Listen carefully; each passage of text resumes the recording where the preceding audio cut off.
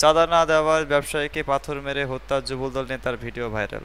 রাজধানীতে চাঁদা না দেওয়ার মোহাম্মদ সোহাগ নামের এক ভাঙারি ব্যবসায়ীকে পাথর দিয়ে মাথায় আঘাত করে হত্যা করা হয়েছে। বুধবার সন্ধ্যা ৬টার দিকে মিটফোর্ড হাসপাতালে ৩ নম্বর গেট সংলগ্ন সরোজিনী ঘোষ লেনে ঘটনা ঘটে। সেদিনই পুলিশ যুবদল নেতা মমিনসহ দুজনকে আটক করেছেন। নিহত সোহাগ কেরানীগঞ্জ মডেল থানার পূর্ব নামাবাড়ি গ্রামের ইউসুফ আলীর হাওলদারের ছেলে। তিনি দীর্ঘদিন ধরে রজনী ঘোষ লেনে ভাঙাড়ি ব্যবসায় করতেন। এদিকে হত্যাকাণ্ডের ভিডিও এখন সামাজিক মাধ্যমে ছড়িয়ে পড়েছে। ভিডিওতে দেখা যায় ব্যবসায়ী পরনের কাপড় খুলে নিয়ে তাকে নির্মমভাবে মাথায় পাথর মেরে হত্যা করা অভিযুক্তরা।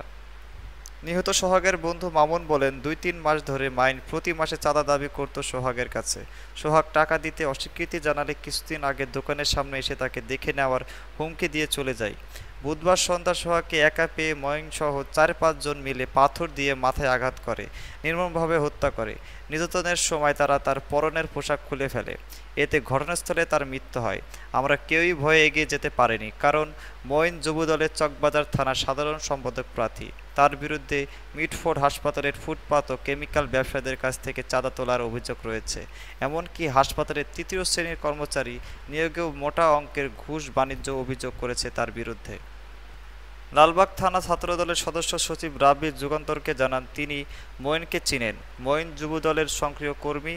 দীর্ঘদিন ধরে চকবাজার থানার যুবদলের কোনো কমিটি নেই। বর্তমান রাজনৈতিক প্রেক্ষাপটে মঈন এই ধরনের কর্মকাণ্ড করতে পারেন না বলে মন্তব্য করেন তিনি।